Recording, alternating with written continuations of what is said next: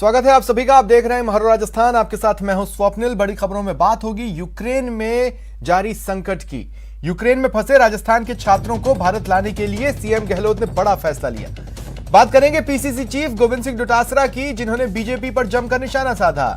और उसके बाद आग का तांडव। चित्तौड़गढ़ के रतनगढ़ में एक मकान में अचानक आग लगने से हड़कंप मचा। लेकिन शुरुआत यूक्रेन में फंसे भारतवंशियों की खबर से। बड़ी खबर है, यूक्रेन संकट पर मुख्यमंत्री अशोक गहलोत ने बड़ा फैसला लिया है। उन्होंने यह साफ कर दिया है कि जो कोई यूक्रेन से निजी खर्च से वतन वापसी करेगा उसे पूरा पैसा रिइंबर्स किया जाएगा, पूरा पैसा भुगतान किया जाएगा। टिकट की राशि की जो भरपाई है वो सरकार वहन करेगी। राजस्थानियों को घर तक पहुंचाने की सुविधा भी उन्हें दी जाएगी। ये प्रदेश सरकार की जिम्मेदारी होगी कि उन्हें उनके घर तक पहुंचाया जाए। सभी को राजस्थान सरकार घर तक पहुंचाएगी। राजस्थान फाउंडेशन इस पूरी प्रक्रिया को मॉनिटर करेगा, कोऑर्डिनेट करेगा। और इस संबंध में मुख्यमंत्री अशोक गहलोत ने एक ट्वीट भी किया है।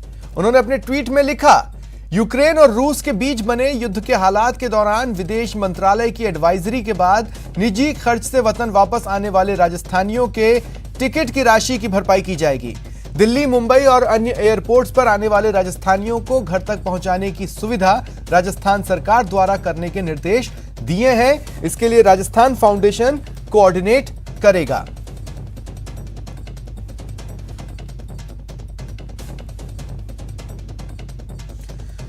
तो ये बड़ी खबर है इस वक्त की। मुख्यमंत्री अशोक गहलोत ने एक बड़ा निर्णय लिया है। जो कोई भी यूक्रेन से निजी खर्च पर वतन वापसी कर पाता है उसके टिकट की राशि राजस्थान सरकार उसे देगी।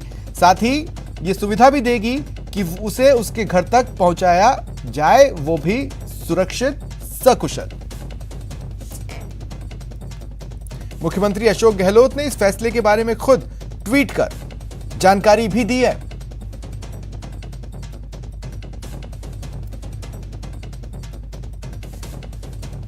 तो ये एक बड़ा फैसला है।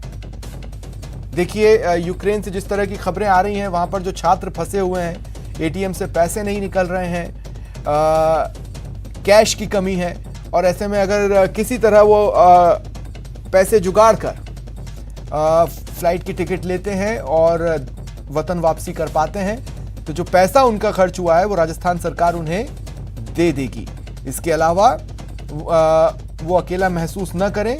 यहाँ जहाँ कहीं भी वो लैंड करेंगे, जैसे मुंबई या दिल्ली, तो उन्हें राजस्थान में उनके घर तक पहुँचाएं सुरक्षित सकुशल। ये जिम्मेदारी भी सरकार उठाएगी।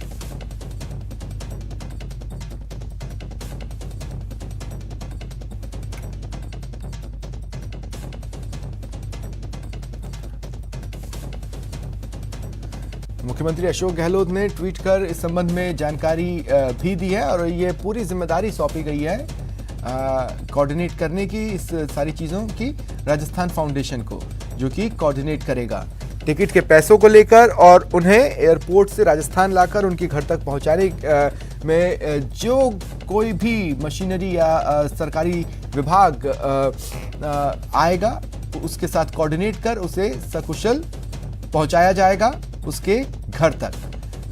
ये बड़ा फैसला है इस बात के मद्देनजर कि जो लोग वहां पर फंसे हुए हैं वो वैसे ही काफी परेशान हैं। इधर पीसीसी चीफ गोविंद सिंह डोटासरा ने कहा कि यूक्रेन संकट पर पॉलिटिक्स नहीं होनी चाहिए। केंद्र को जल्द से जल्द वहां फंसे भारतीयों को सुरक्षित बाहर निकालना चाहिए। पीएम मोदी जो भी निर्णय करेंगे हम उनके साथ हैं। हालांकि वैक्सीन का हवाला देकर डोटासरा ने पीएम मोदी पर तंज भी कस दिया। वास्तव में हमारे सबके लिए बहुत ही चिंता का विषय बना हुआ है कि यूक्रेन में हमारे 20 से 30 हजार तक के बच्चे हैं। 20-30 हजार बच्चों के भविष्य के साथ में देश के प्रधानमंत्री को तत्काल कोई निर्णय लेना चाहिए था। अब भी ले लेना चाहिए। केवल पुतिन से बात करने से वो बच्चे वापस नहीं आ जाएंगे। तो मैं समझता हूँ कि खर्चे की बात तो आ रही है कि साहब खर्चा सरकार, केंद्र की सरकार देगी, लेकिन ये तो पहले वैक्सीन में भी कहा था और फिर मुकर गए थे और फिर वापस दे दी। तो अब इनकी कथनी के ऊपर मुझे तो कोई ज़्यादा भरोसा नहीं है, लेकिन हम सब चिंतित हैं। इस मौके पर यूक्रेन से उन बच्चों को लाने के लिए हम देश के प्रधानमंत्री के हम सब लोग पार्टी पॉलिटिक्स को छोड़ करके हम साथ हैं कि हमारे बच्चों को कैसे भी उपलब्ध है। यूक्रेन की राजधानी कीव बम धमाकों से दहली हुई है। कीव में 3 दिनों से डूंगरपुर की एक मेडिकल स्टूडेंट फंसी हुई है। उसके साथ 500 से ज्यादा भारतीय स्टूडेंट्स फंसे हुए हैं। फिलहाल वो इंडियन एम्बेसी से सटे एक स्कूल में है, लेकिन उनके सामने खाने पीने की समस्या आ रही है। वहीं एम्बेसी की ओर से गैर जिम्मेदाराना जवाब दिया जा रहा है। फिलहाल अब यूक्रेन में फंसे स्टूडेंट्स भारत सरकार से मदद की गुहार लगा रहे हैं।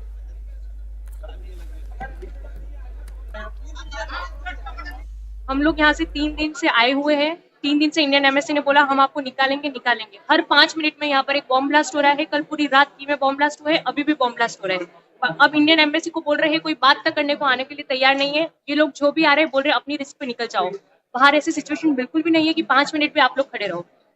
खाना दे रहे हैं ये लोग 10 लोगों के बीच में एक प्लेट, वो हम लोग मैनेज कर रहे हैं। खाना पीना हर चीज मैनेज कर, बट एटलीस्ट इवैक्यूएशन का कुछ तो बात करें। सबसे अनसेफ सिटी है कीव, जिसमें अभी इंडियन एम्बेसी के पास 500 बच्चे हैं और इंडियन एम्बेसी बोल रही रिस्पॉन्सिबिलिटी नहीं ले रही है। बोल रहे निकल जाओ। 40 बच्चों को निकाला है इन लोग ने इंडिया की एक फ्लाइट से, और न्यूज में दिखा रहे कि ये लोग सबको निकाल दिया। क्या कर रहे हैं ये लोग बैठ के? एटलीस्ट आप बात करिए, कुछ तो रिस्पॉन्सिबिलिटी लीजिए, निकलवाइए एटलीस्ट। और इसे सुनने के बाद आपको एहसास हो ही गया होगा कि मुख्यमंत्री ने आज जो बड़ा फैसला लिया है वो कितना मौजू है और कितना ज़रूरी है, कितना संवेदनशील है। सहयोगी दिनेश हमारे साथ इस वक्त जुड़ रहे हैं। दिनेश, तमाम तरह की समस्याएं हैं जिसका सामना कर रहे हैं। लोगों के पास पैसे खत्म हैं, एटीएम से पैसे नहीं निकल रहे हैं। इसके अलावा वो किसी तरह से यहाँ वहाँ से हाथ पैर मारकर अगर भारत आ भी जाएंगे तो वो बेहद परेशान होंगे। यानी इस पूरी जर्नी को किस तरह ये एहसास दिलाया जाए कि आप राजस्थान के ही बेटा बेटी हैं, ऐसा फैसला है।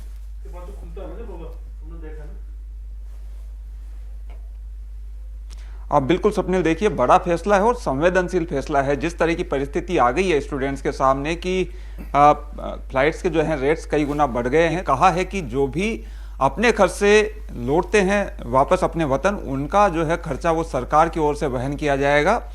तो अपने खर्चे पे पहले आए और उसके बाद सरकार की ओर से उसका रिएम्बर्समेंट कर दिया जाएगा।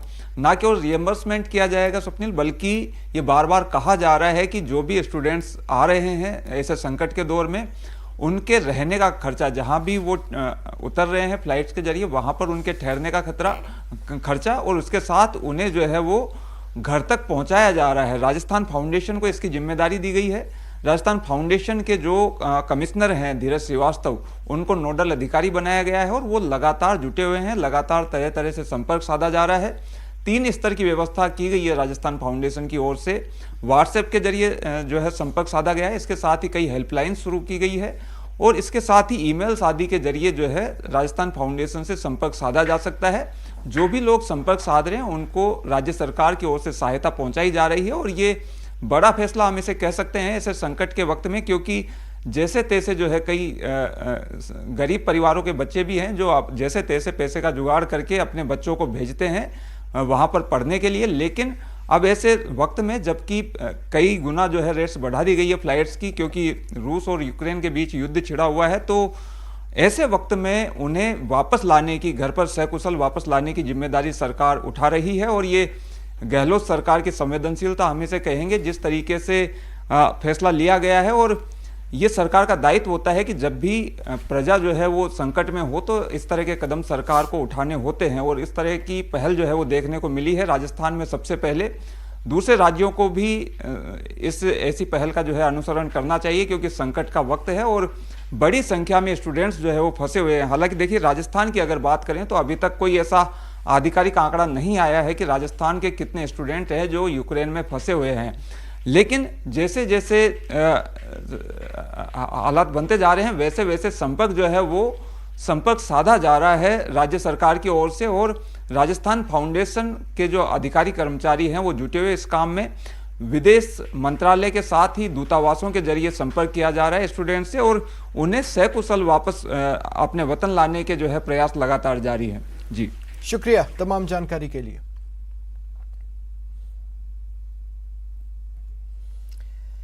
पीसीसी चीफ गोविंद सिंह डोटासरा और आरसी अध्यक्ष वैभव गहलोत ने जोधपुर में केंद्रीय जल शक्ति मंत्री गजेंद्र सिंह शेखावत पर झूठ बोलने का आरोप लगाया। गोविंद सिंह डोटासरा ने कहा, गजेंद्र सिंह शेखावत ने जोधपुर में एलिवेटेड रोड को लेकर कहा था कि इसके लिए केंद्र ने घोषणा कर दी है, जबकि नितिन गडकरी ने एक पत्र में लिखा, इस तरह की कोई योजना नहीं है।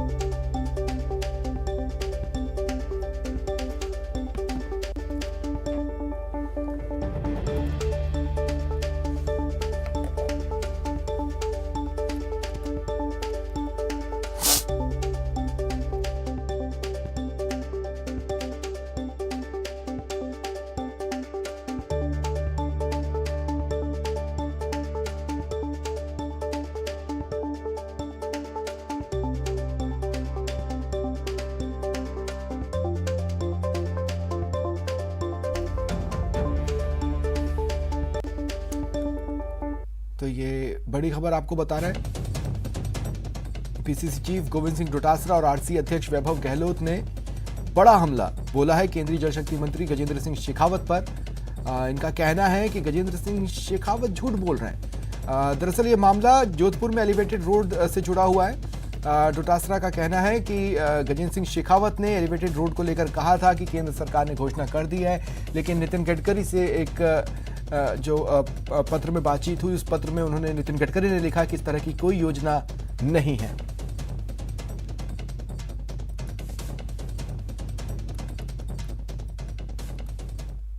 राज्य सरकार की जो फ्लैगशिप योजनाएं हैं, जो बजट अच्छा मुख्यमंत्री जी दे रहे हैं, अच्छी अच्छी योजनाएं, चाहे निःशुल्क जांच की बात हो, निःशुल्क दवाई की बात हो, मुख्यमंत्री चिरंजीव योजना की बात हो, किसान के लिए अलग बजट देने की बात हो, उसको रियायत देने की बात हो, कर्मचारियों के लिए पुरानी पेंशन पद्धति लागू करने की बात हो, ये सारी बता रहे हैं। और तीसरा हमारा एजेंडा है कि जो केंद्र की सरकार है वो जिस प्रकार से विफल रही है 8 साल में, 70 साल का हिसाब मांगने वाले लोग आज 7 साल का हिसाब नहीं दे पा रहे हैं। 25 में से 25 यहाँ से राजस्थान से सांसद चले गए, 3 मंत्री हैं, यहाँ से कैबिनेट मंत्री हैं आपके जोधपुर से। आप मुझे 8 साल में उनका एक काम बता दीजिए, 25 सांसदों का और गजेंद्र सिंह जी का। आज जल संसाधन मंत्री हैं कैबिनेट के, अमित शाह जी सबसे पावरफुल है मोदी जी के बाद में, उनके साथ यहाँ भ्रमण करके चले गए और ईस्टर्न कैनाल को राष्ट्रीय परियोजना उनको घोषित करने का वादा किया था देश के प्रधानमंत्री ने। आज जल संसाधन मंत्री गजेंद्र सिंह जी हैं, वो नहीं कर पाए। आप यहाँ एलिवेटेड रोड की बात कह के गए थे कि मैंने केंद्र से करा दी, और राज्यसभा और लोकसभा में प्रश्न के जवाब में नितिन गडकरी जी ये जवाब देते हैं कि नहीं, कोई प्रस्ताव ही विचाराधीन नहीं है। तो झूठ बोलने की राजनीति बीजेपी की और केंद्र के नेताओं की कब तक चलेगी, इस बात को लोगों को बताना पड़ेगा। आज प्रदेश अध्यक्ष जी ने भी इस बात को मीडिया के सामने प्रस्तुत किया कि एलिवेटेड रोड की जो बात कर रहे थे कि मैंने सैंक्शन करा ली है केंद्र सरकार से। मैं पूछना चाहूंगा, जब सैंक्शन हो गई तो जब राज्यसभा में लोकसभा में प्रश्न पूछा गया तो माननीय केंद्रीय मंत्री ने मना कर दिया कि ऐसी कोई सैंक्शन केंद्र सरकार द्वारा दी नहीं गई है। तो माननीय यहाँ के सांसद महोदय जी इस बात में जनता को जवाब दें कि जब इस तरह से झूठे तथ्य क्यों जनता के सामने लाए गए, जब वो एलिवेटेड रोड सैंक्शन ही नहीं हुई तो ऐसी बात क्यों कही गई। खबर चूरू से। आज चूरू के रतनगढ़ के वार्ड 13 स्थित एक घर में आग लग गई। घर में रखा सारा सामान जलकर राख हो गया। सूचना पर दमकल की गाड़ियां पहुंची और कड़ी मशक्कत के बाद काबू पाया।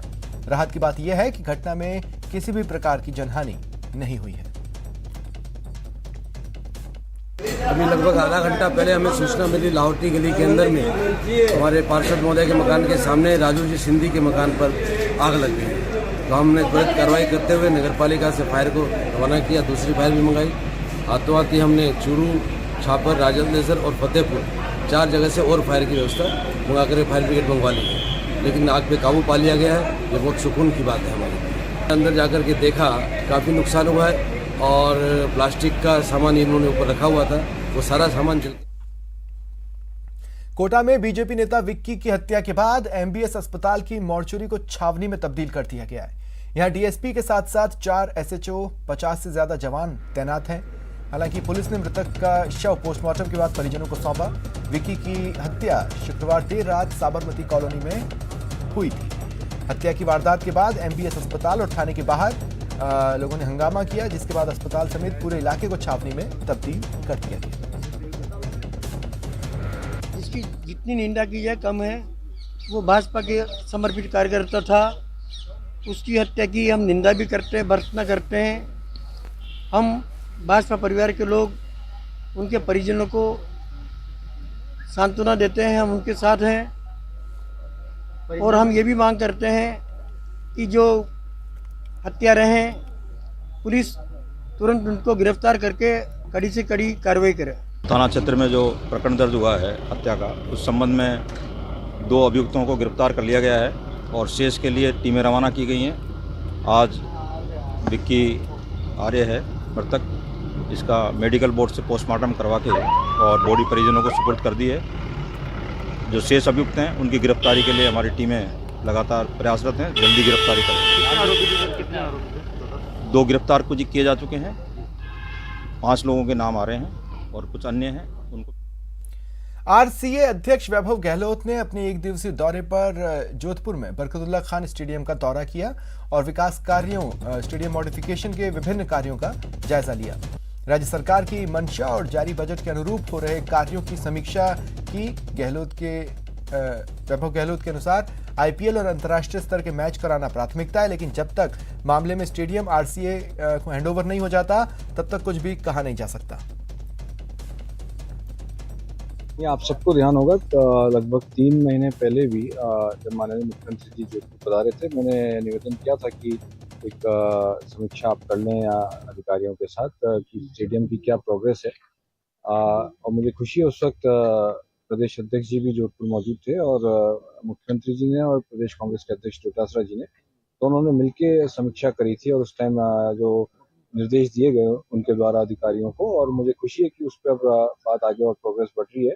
और कल भी हम प्रदेश अध्यक्ष जी जब जोधपुर उनका आगमन हुआ, मैंने स्वागत किया उनका एयरपोर्ट पर। मैंने उनसे निवेदन किया था कि हम आधे घंटे की एक समीक्षा रख लें, क्योंकि उस समय मुख्यमंत्री जी ने जो बातें कही थी उसके ऊपर, और जिला कलेक्टर महोदय और जेडीसी महोदय ने पूरा प्रोग्रेस रिपोर्ट बताई। और मेरे को आज यहाँ पे आके अभी जिस तरह से हमने बातचीत करी है, मुझे पूर्ण विश्वास है कि आने वाले महीनों में मई में काम जल्द से जल्द पूरा होगा, ताकि हम आने वाले समय में यहाँ पे हम कुछ प्रपोज भी कर रहे हैं जून जुलाई में, और सब टाइम बाउंड हो गया तो निश्चित तौर पे आने वाले समय में जोधपुर में एक अच्छा क्रिकेट मैच हम यहाँ दिखाने की स्थिति में। रुकते हैं ब्रेक के लिए।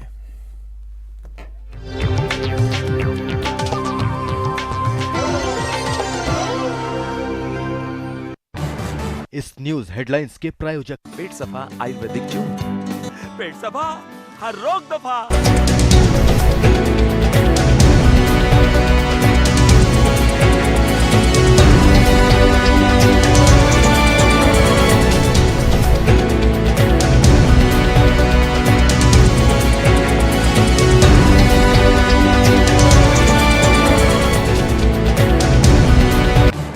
इस न्यूज हेडलाइंस के प्रायोजक पेट सफा आयुर्वेदिक चूर्ण, पेट सफा हर रोग दफा।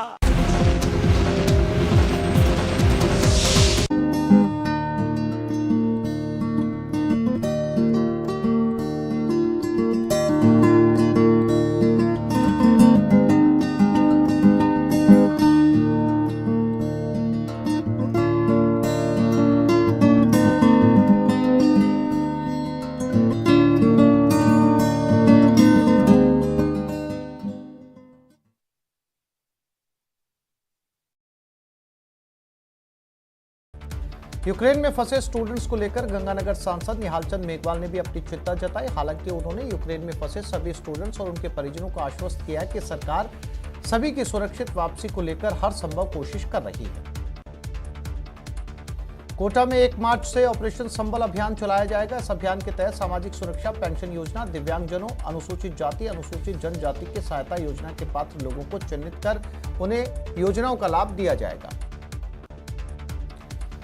यूक्रेन के इवानो शहर में स्थित इवानो फ्रैंकीवस्क नेशनल मेडिकल यूनिवर्सिटी के पास शुक्रवार की रात करीब 9:15 बजे रूस के हमले को लेकर सायरन बजने से अफरा तफरी मच गई। सायरन की आवाज सुनकर यहां पढ़ने वाले भारतीय छात्र सुरक्षित स्थान की तलाश में इधर उधर भागने लगे। सायरन और अफरा तफरी वाला ये वीडियो वहां पढ़ने वाले बूंदी के एक छात्र ने कांग्रेस नेता के साथ शेयर किया। उदयपुर के वल्लभ नगर में एक दर्दनाक हादसा हुआ। इस हादसे में एक शख्स की मौत हो गई जबकि एक गंभीर रूप से घायल हुआ। कोटा के साबरमती कॉलोनी में शुक्रवार की देर रात बीजेपी के एक स्थानीय नेता विकी अग्रवाल की हत्या कर दी गई। बताया जा रहा है कि पुरानी रंजिश की वजह से विकी अग्रवाल की हत्या की गई। आरसीए अध्यक्ष वैभव गहलोत जोधपुर के दौरे पर पहुंचे। इस दौरान उन्होंने बरकतुल्ला स्टेडियम का निरीक्षण किया।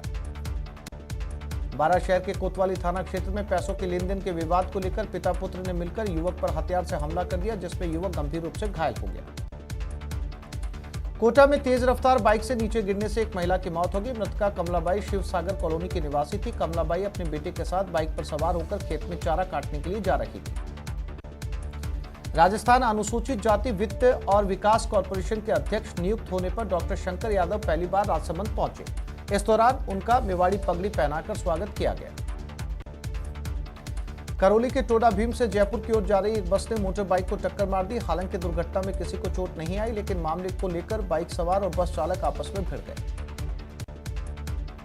सरहदी बाड़मेर जिले के सदर थाना क्षेत्र के बलाऊ गांव में खेजड़ी से गिरने से एक व्यक्ति की मौत हो गई। घटना की जानकारी मिलते सदर थाना पुलिस मौके पर पहुंची, शव को कब्जे में लेकर मोर्चरी में रखवाया।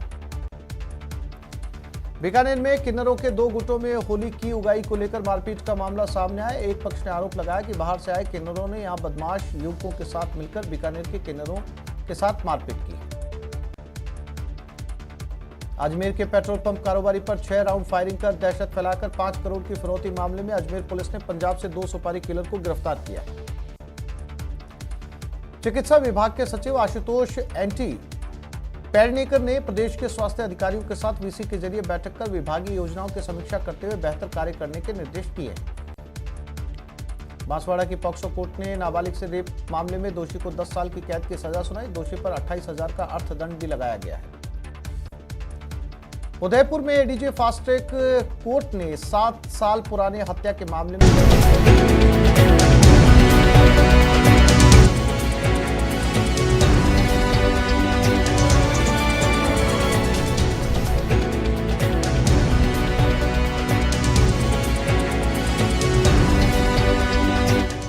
Sujata fans from the house of Sujata Mixer Grinder.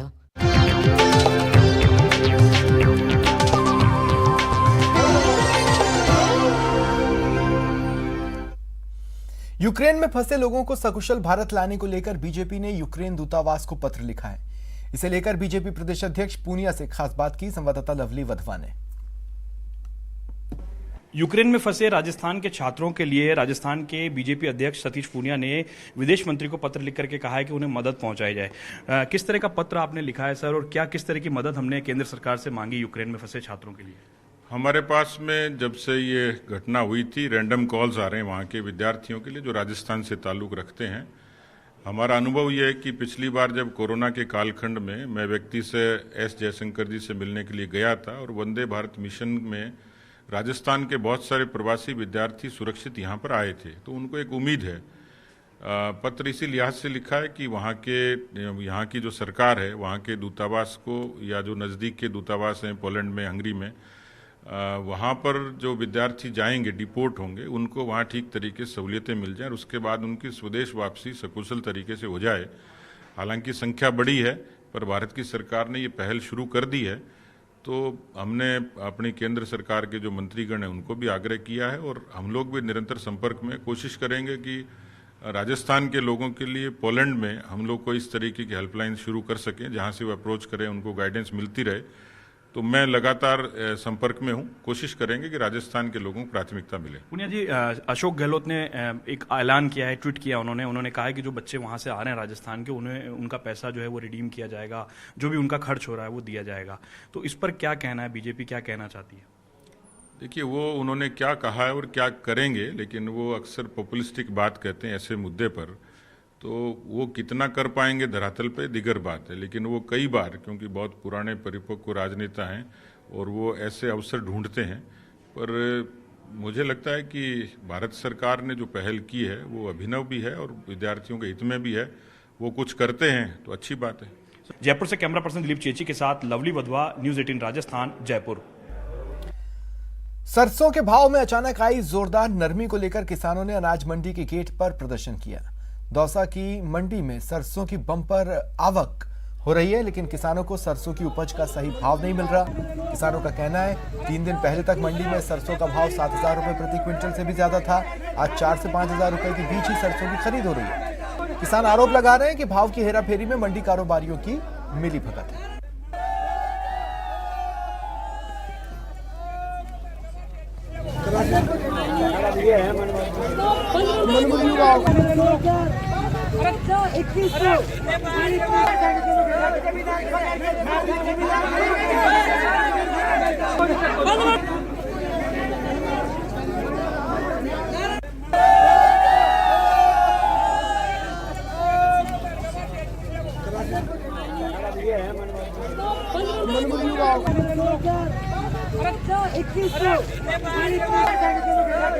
तो इनकी तुलाई हो रही थी, उसको भी रुकवाया है। क्या परेशानी हुई है आपको बताओ? हमको यह परेशानी थी साहब, 2400 को एक DAP का तैयार हो रहे थे। सुनो बात, फिर 2400 को वोट लियो, पैदा कर ली। अब सरसों ले आया था, परसों तो बग्गी 7200 7300 8,000 का भाव, 8,000 का भाव। और आज एकदम सु 40 स्टार्ट करी। सुनो 40 स्टार्ट करी और 6,000 पे लेदार छोड़ दी। कोई को 4700 पे छोड़ दी। अब मरा गड़ा जनार तो खाका पानी आया था। आप बताओ कि पहले क्या भाव था, कितना टूटा है आज? सर ये परसों के दिन भाव था, इसमें 42 मतलब 7200 से कम नहीं था। 7,000 से तो किसी के कम नहीं था। और अब फिर कल कर दिया इन्होंने 6600 6200 6800 और डायरेक्ट 4,000 से स्टार्ट कर रहे हैं। ये कौन सा नियम आ रहा है? 4,000 से स्टार्ट कर रहे हैं ये, और फिर लास्ट 5200 तक पहुंचा रहे हैं। ये कहाँ का नियम है? ये तो मनमानी कर रहे हैं, ये खुद ही भाव लगाते हैं, इसमें कोई अलग से नहीं आता। ये जो किसान का कहना है कि जो भाव है वो कम मिल पा रहा है। हम व्यापारियों से बात करने की कोशिश करते हैं कि आखिर क्या इनकी समस्या है, क्या परेशानी है इनको, क्यों इनको भाव नहीं मिल पा रहा। इस तरह की जो पूरी बातें हैं, उन बातों को लेकर हम यहाँ पर इनसे चर्चा करते हैं। व्यापारियों से क्या कह रहे हैं, ये क्या समस्या आ रही है इनको, किसानों को? इनकी समस्या ये है अक्सर सरसों 7200 बिके, ये है इनकी समस्या। अब अगर कोई मंडी में अगर 7200 बिक्री हो तो ये हमें सूचना देंगे, वहाँ मंडी में 7200 बिक रही है। कल परसों यहाँ पर भी 7200 बिकी। कल परसों तो कल अगर मान लो आगे 7200 का भाव था तो 7200 बिके। अब आज अगर 7200 का नहीं है तो ये लेकर के खुद मरेंगे जो ले वालों। यहाँ पर लगातार हंगामा जारी है। क्या होगा इस हंगामे का हल, ये आगे आने वाला समय बताएगा। Ashish Sharma, news 18 Dausa. International crops research institute for the semi arid tropics या ICRISAT ने इंडिया यूरोपियन यूनियन प्रोजेक्ट के तहत वेस्ट वाटर को ट्रीट करने का बीड़ा उठाया है, जो कि वेटलैंड्स की शक्ल में दिखाई पड़ते हैं। करीब 30 ऐसे वेटलैंड्स देश भर में बनाए गए हैं, जिसमें 3 तेलंगाना में हैं। आइए देखते हैं मिशन पानी की एक report.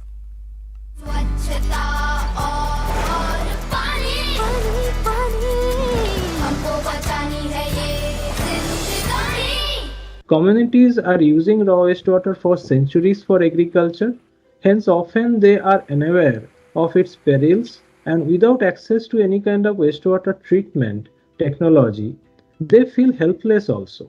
This concept of constructed wetlands is a very simple and novel idea of utilizing grey water for agricultural purpose through a series of filters which comprise of various gravel levels and plants, roots of the plants.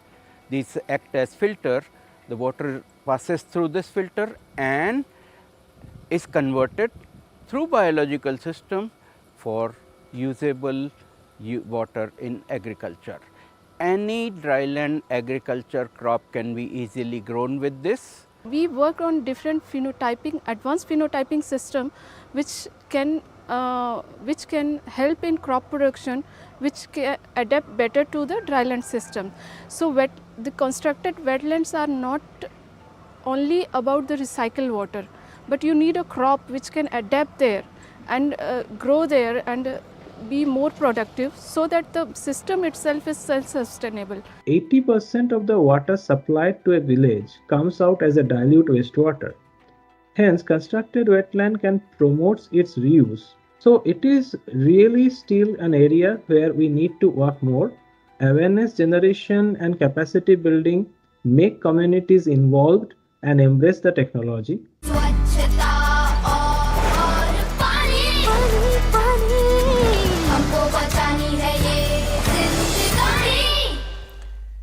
फिलहाल इतना ही, मुझे दें इजाजत, नमस्कार।